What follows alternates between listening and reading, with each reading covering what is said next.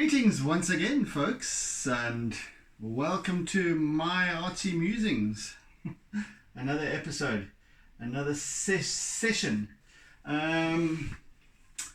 Right, first off, welcome if you happen to have happed upon my channel along the way, along your browsing. If you like what you see today, please subscribe, hit the like button, the bell icon, la. and do please share your thoughts, comments, etc. in the comment section below. I always welcome any feedback that I get. So yes, without further ado, let me continue with this piece. A portrait of my little Fynn, and she's a black cat, obviously, little pantheress. And yeah, so let's have at it. I seem to be waffling a bit this morning without knowing what I'm saying. I tend to do that sometimes. Right, so yesterday, rather in our previous session, I worked with the getting the layout correct, the composition, etc. Well, the composition is actually ongoing, but nevertheless, because she's such a dark cat, I just wanted to get the layout going, and primarily because she's so dark, the work done here will be mostly in charcoal, either straightforward charcoal sticks or compressed charcoal in certain areas. The majority. I'll also be using, sticking with the darks, I'll also be using my black Conte crayons, and I shall be, see, it's a little, I'm just getting these little pads of her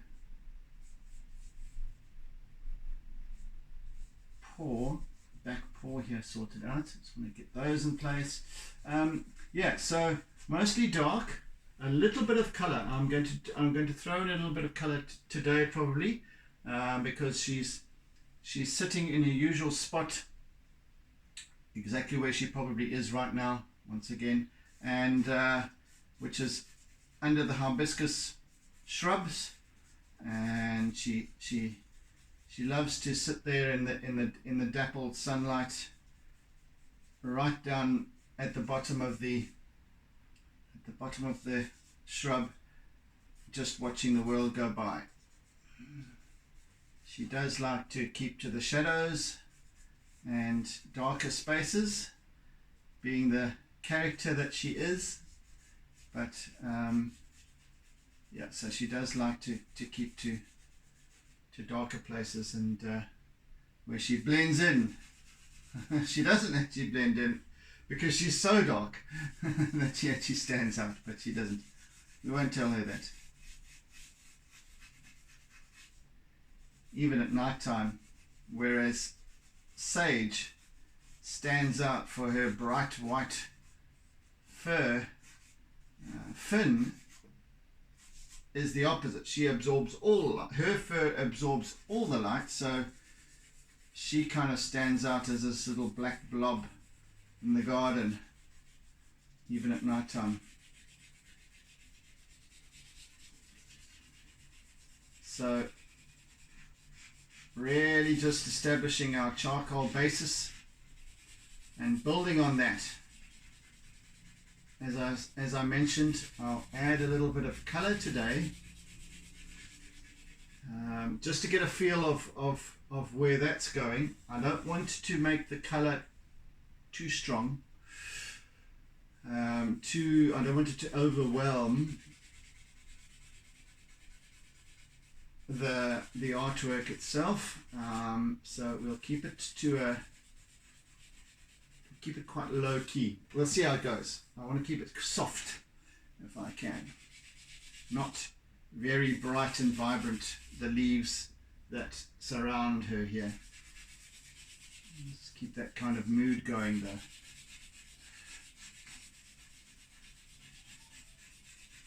Meantime, because there's such a lot of charcoal work to do here, I just want to continue working up this the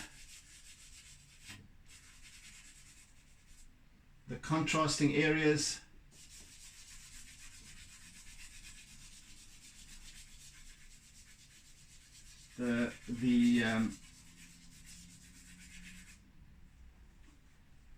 The way her fur lies on her body and reflects the light, etc., etc. So, or catches the light in certain spots.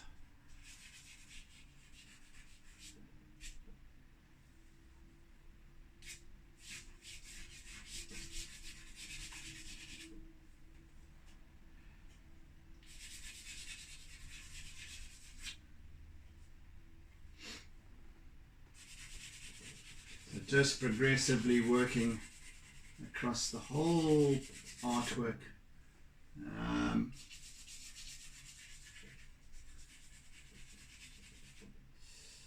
just use a little bit more of this now. More charcoal.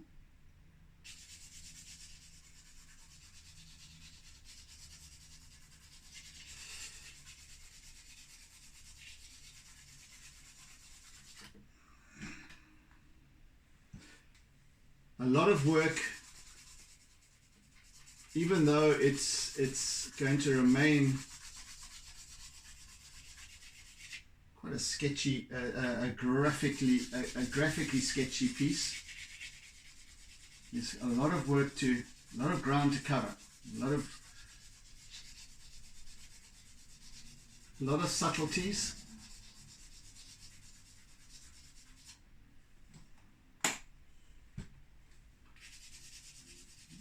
I want to keep some of the texture.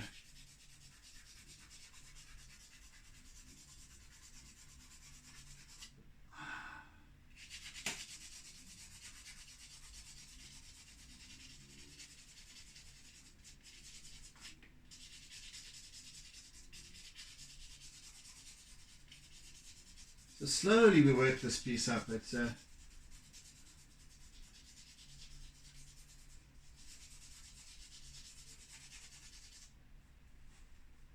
is even though it's a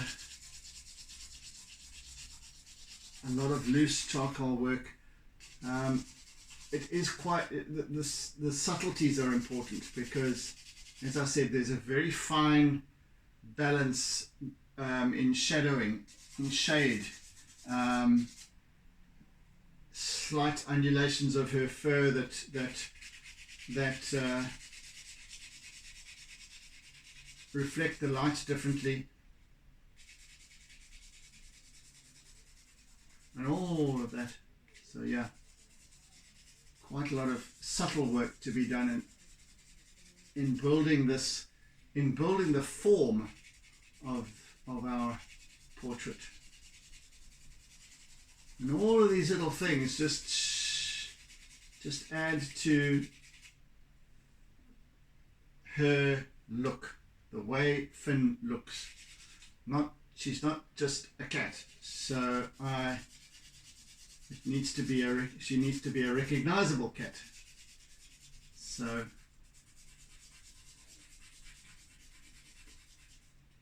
well, recognizable as the cat called Fynn. Not just any cat.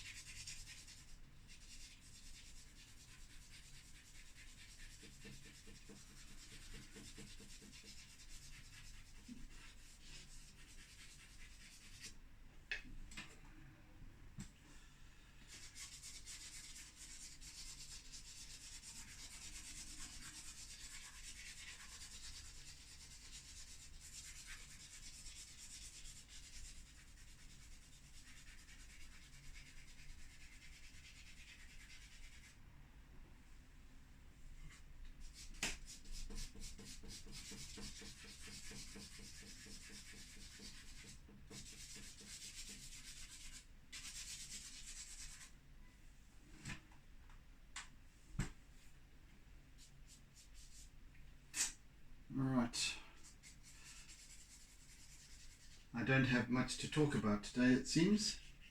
But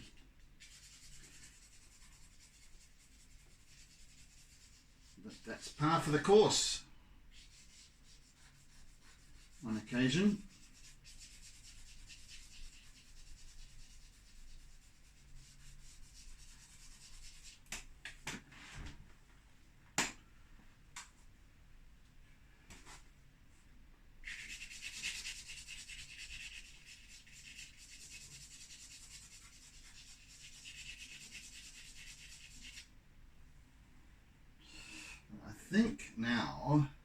I think now it's time to start using my compressed charcoal, and you'll see as I work that compressed charcoal is a lot more intensely black than what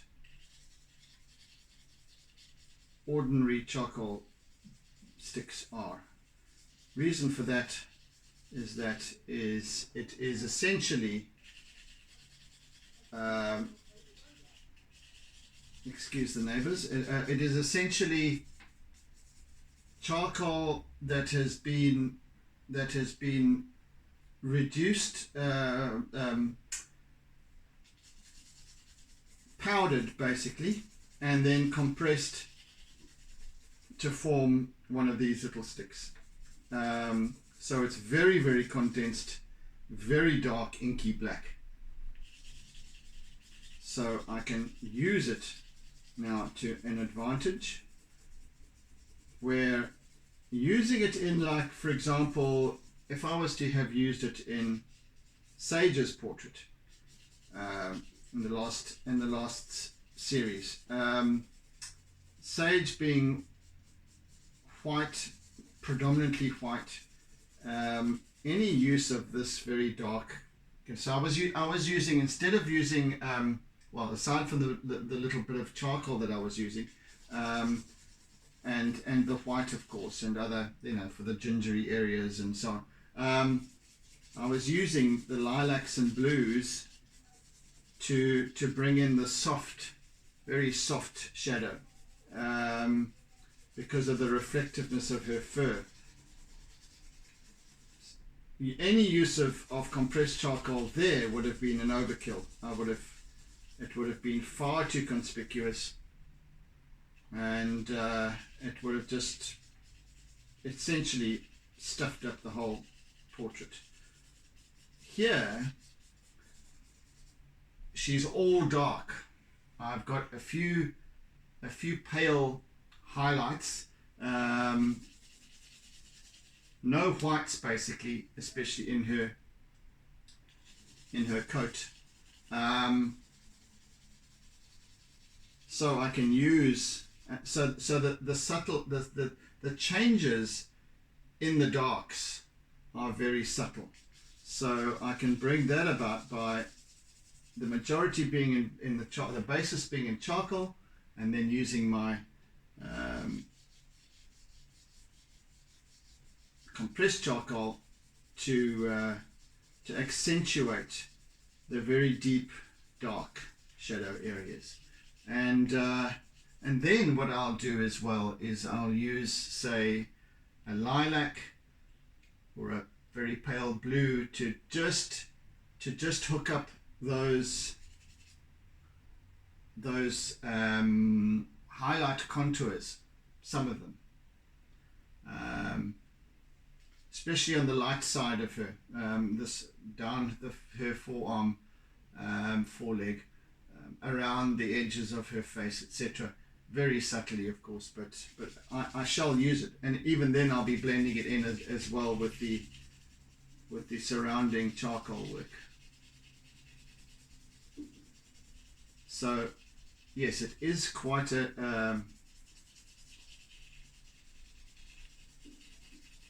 and I also, and this is why I have to work slowly, and it comes together very slowly, is because I cannot afford to be pressing hard, because that would leave far too much of a blob of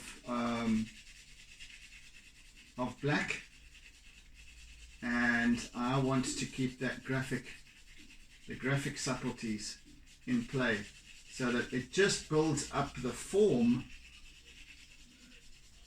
very slowly and progressively. And then I can also use this to blend together both the charcoal and the compressed charcoal, and then add to that and so on. So there I start to build the depth of, I want to say depth of color, but it's black predominantly. So you know, the depth of light play, shadow, light, etc., and the balance thereof. It's a very, very subtle balance, very almost indistinct.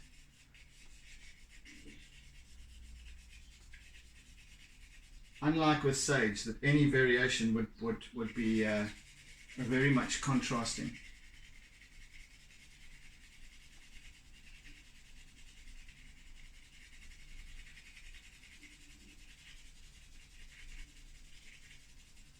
See, there I pressed a little bit too hard and I get this not so nice line, but I can, of course I can blend it out, but you know, I don't want to be doing that too much. I need to rectify it almost immediately, because otherwise it now becomes a glaring thing, right? Slowly build and subtly build up all of this other area, and then I get this dark blob that stands out.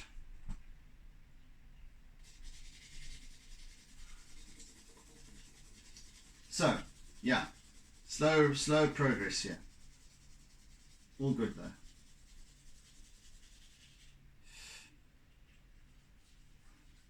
I will of course use my mediums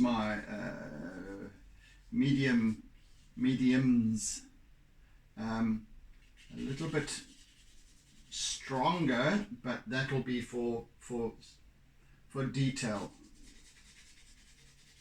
where I want to enhance a very dark spot, or you know, and perhaps under her foot, or right in the crease between the top of her chest and her arm here, foreleg. But other than that,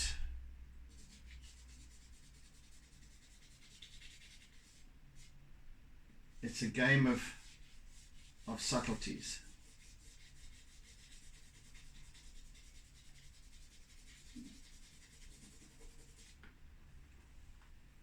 And also taking into consideration her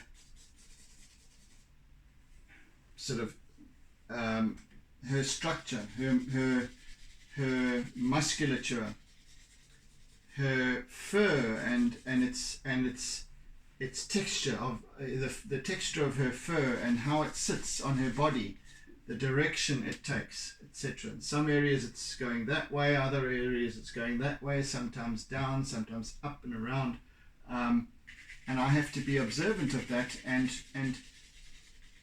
try to depict that with the texture of the medium that I'm using. So it's not the actual texture. I'm not doing a photograph. I'm not approaching photorealism here, as I'm always claiming. I don't do that. So I have to kind of trick the eye into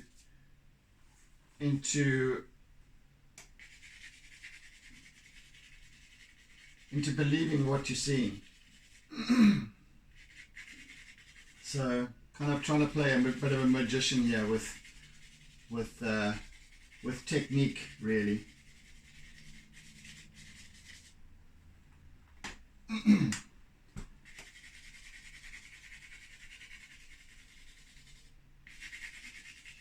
What's nice about the compressed charcoal also is that it not only does it blend really well, but it actually lays down really nicely and consistently. I can work slowly and it will slowly just start to form up. It's not like ink or paint or something like that, which the moment you put it down, it's there. It's basically how it differs from paint, of course, is that you're using strokes, thin strokes, pencil-like strokes, building up, as opposed to, yes, you're using strokes of a paintbrush, but you're using the consistency or the mixture between, if you're using acrylics, for example, you're using water to dilute the paint so that it becomes less intense, so that when you do apply it, you get a much lighter tint, or perhaps even a darker shade. Here, the strokes that I'm using and building up the strokes achieve the same principle, or the same outcome, something very similar, but with a much more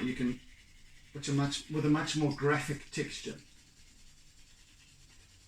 If I'm making any sense whatsoever, I hope I am.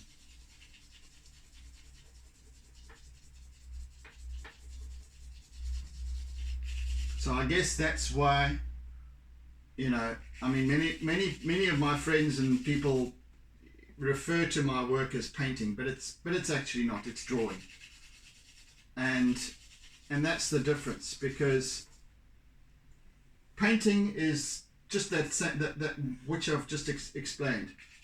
Painting is the application of paint and diluting the paint, etc., applying it with a paintbrush.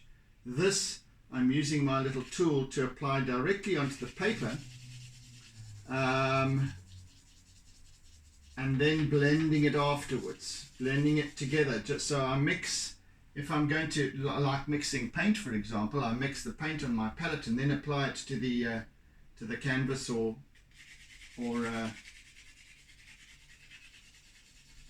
whatever I'm painting on. But here I'm mixing and blending on the paper as I work. Sometimes you do that with painting as well, so let's not get too confused.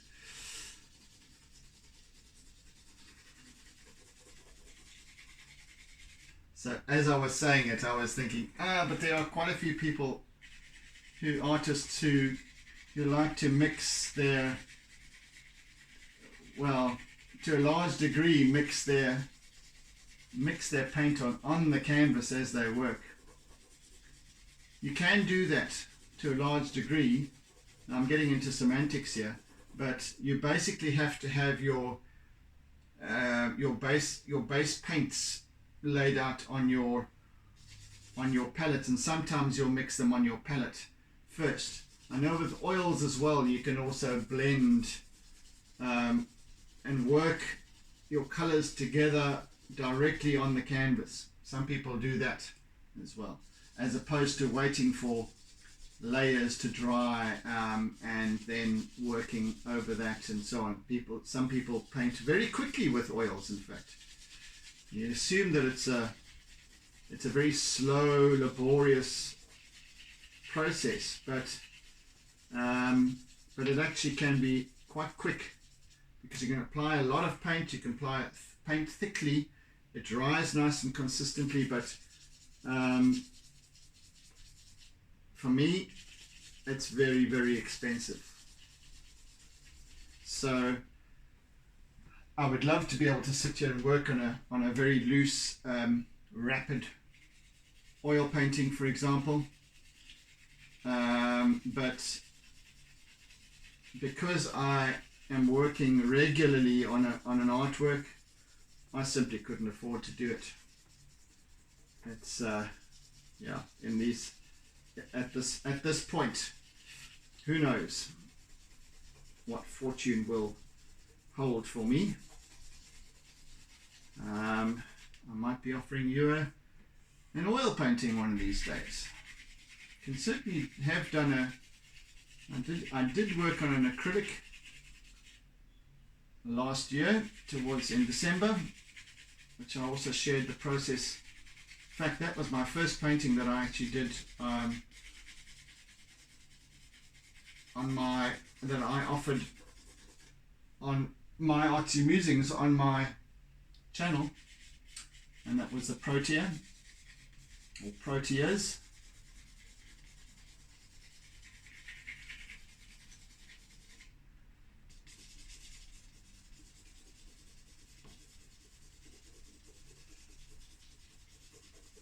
And that was acrylics. So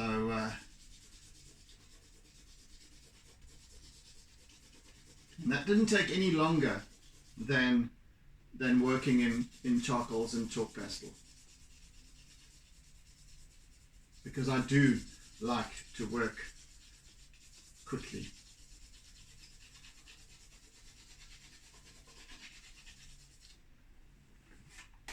That's with paints. With this, well, it's a learning curve for me. All of this is just about learning, and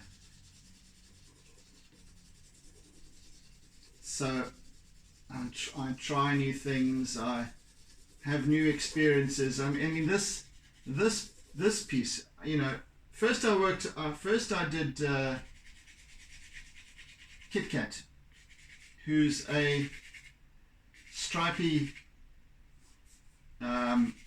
mackerel tabby cat, stripy black and cappuccino colouring, and then I worked on Sage, who's essentially white calico, a couple of different colours as well, and now Fynn, and they're all very, very different, and I have to work differently.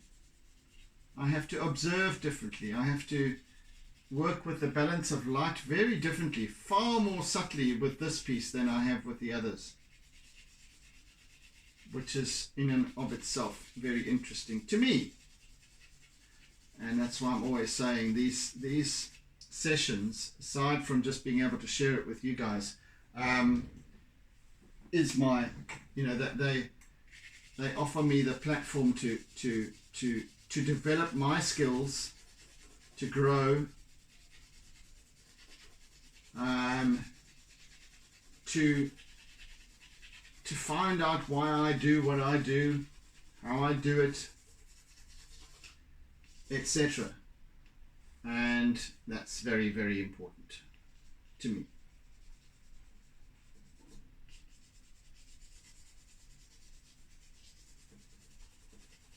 I don't want to do too much here on the black today, but especially seeing as I only have 15 minutes or so to go.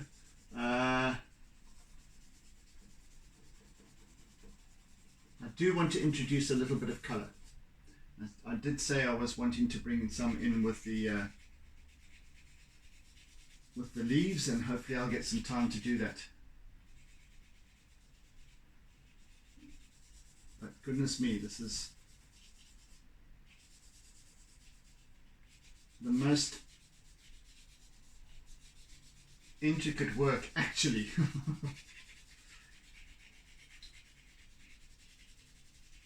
Because these little facets in her fur, as they change direction, are very, very subtle.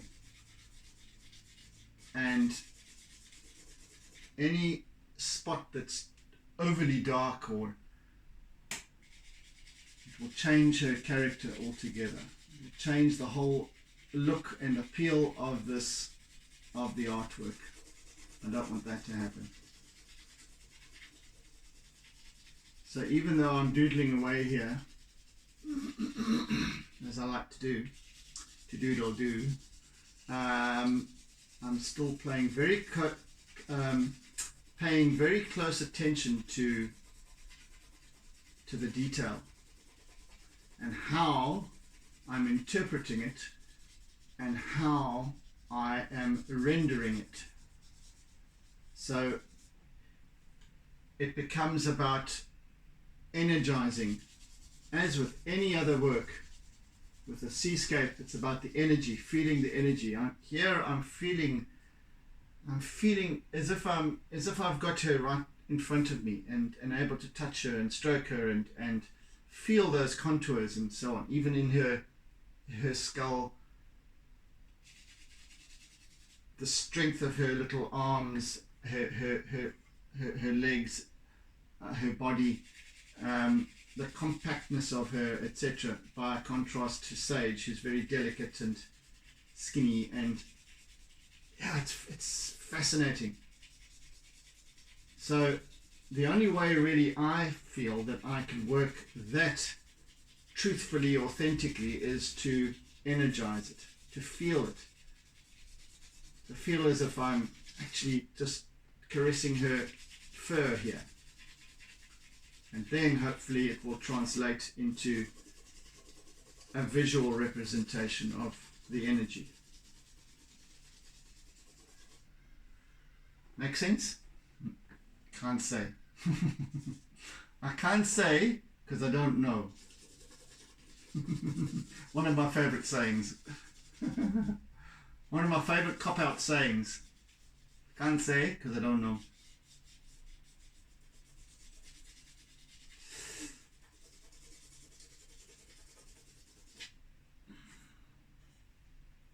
Which makes sense, really. If you don't know, then you can't say.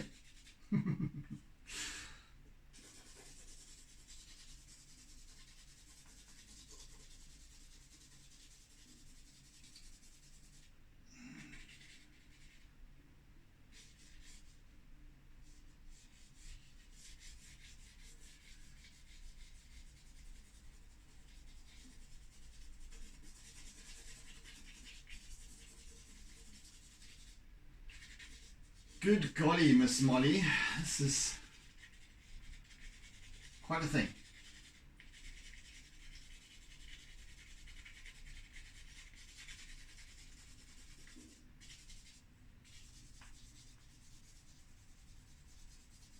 I can afford to press a little harder down here because there's some very dark darks down here. And just on the edge, on her body side of this highlighted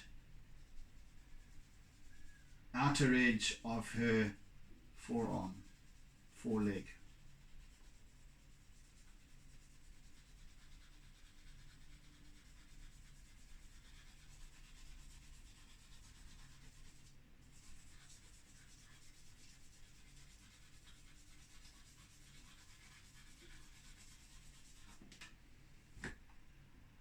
Slowly, slowly, catchy monkey. Or something like that.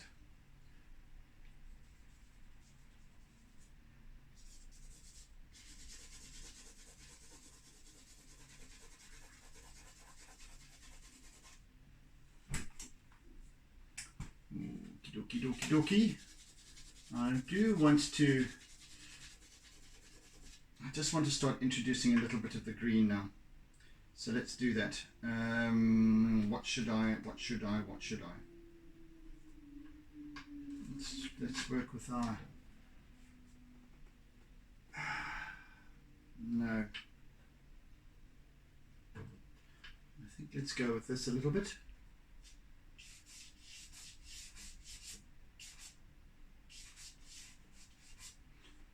Actually, there's a little bit of blue in here as well. So I'm going to be, yeah, this is going to work quite nicely. I don't want it to be all green. In fact, so I want to soften these colors with blue. So you get that paleness coming through, that wonderful sort of reflectiveness of the leaves. Because the leaves are actually reflecting the sky above.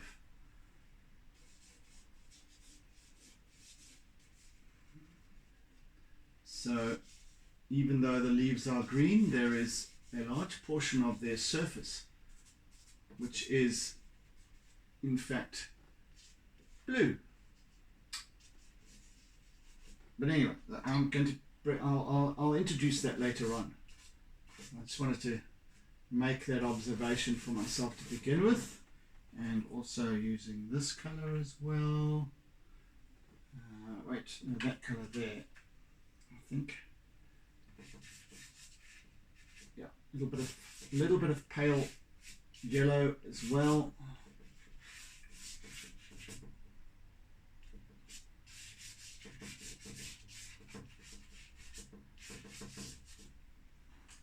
I'm just really daubing in the basics here. I'm not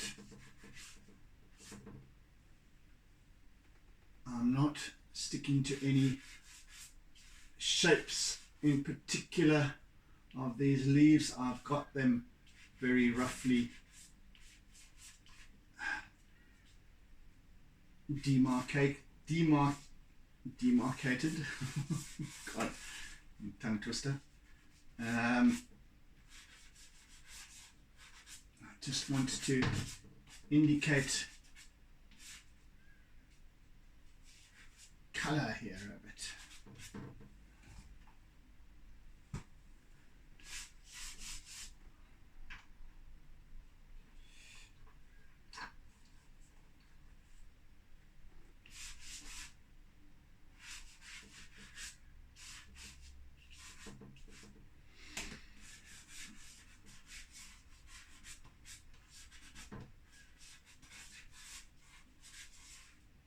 Actually, mostly sort of almost abstract shapes and whatnot here, because the focus is not on the background. You just get the idea that she's kind of enveloped in this foliage. That's all I really want to work with.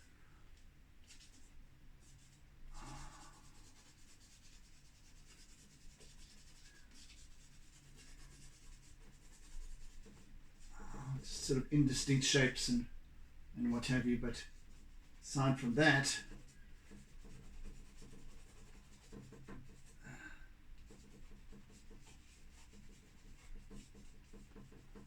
there's just this almost just a texture going on behind her, like a sort of almost a pattern really.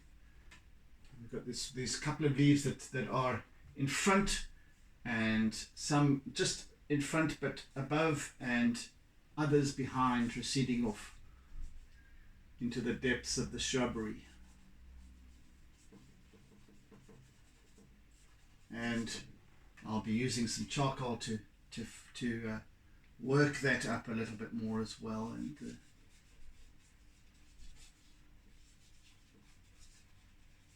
And there's of course some light coming through as well, so we'll work with that too. How are we doing for time? About 5 minutes. Okay.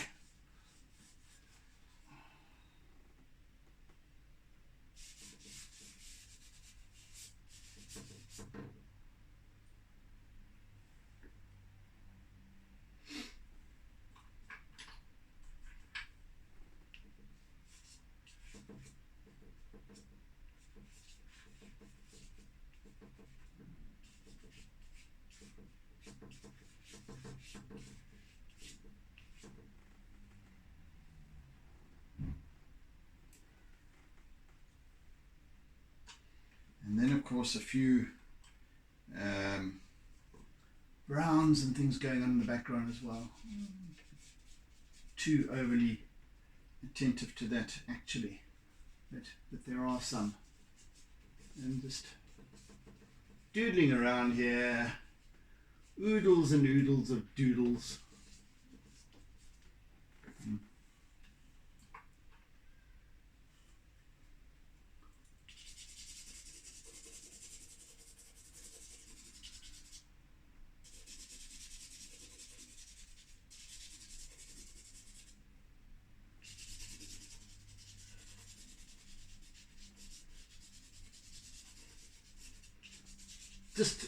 Just getting the basis of this slot going.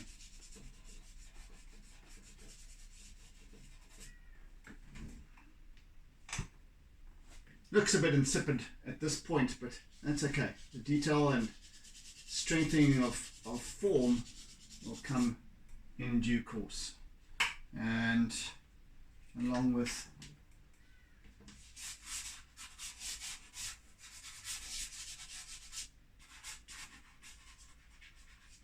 some dappled light and what have you. Just want to get the basis of this all here so that I can take it up again during the next session. But primarily this is going to be about working up this darkness on Fynn. A little bit of foreground texture as well. Let's just bring something of that in, I think.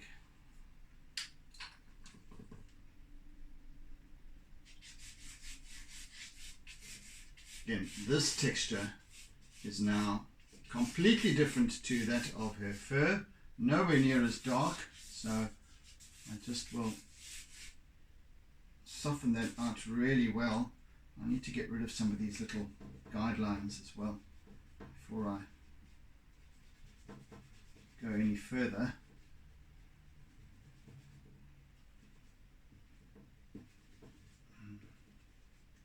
That was troubling me. Okay.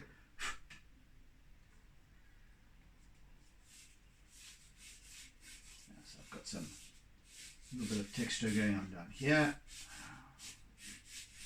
as well, and as I work further going forward, let's just bring that up here.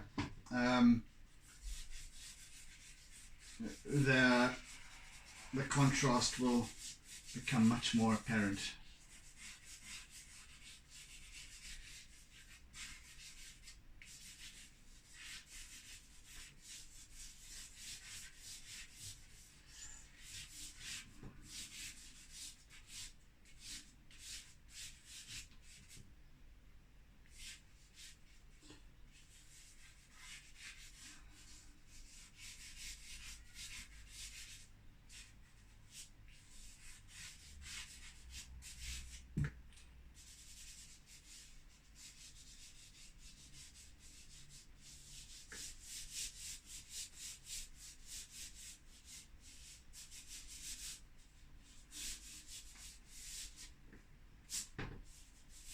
More or less. Okay, let's just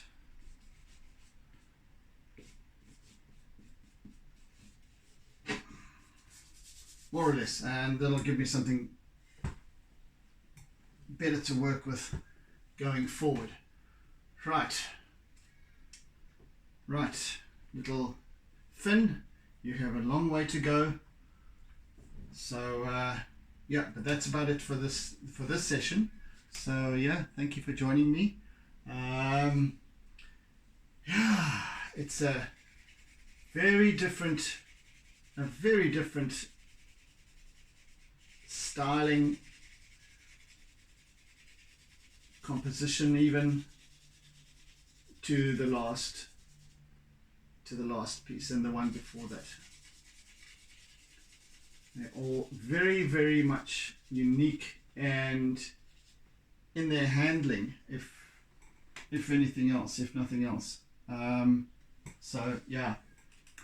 Right, folks, I hope you have enjoyed this session, and if you have, please subscribe, hit the bell icon if you haven't as yet, so that you get notified of any future uploads, and comment. Please do, if you have anything on your mind, anything you'd like to share, anything that you'd like to contribute to whatever I might have said or done, or whatever the case may be, please do so. I always appreciate comments. In fact, they help my channel as well. So there we go. Share it, like it, do whatever. I need to build my numbers here, guys. So yes, by all means do so. So yeah, anyway, until the next session, I bid you oodles and oodles of toodles, and have a fantastic day ahead, and in the meantime, be good, be kind, be gentle, be caring, be loving, etc., etc. So yeah, catch you again next time, guys. Have a good one. Bye. Don't forget to doodle.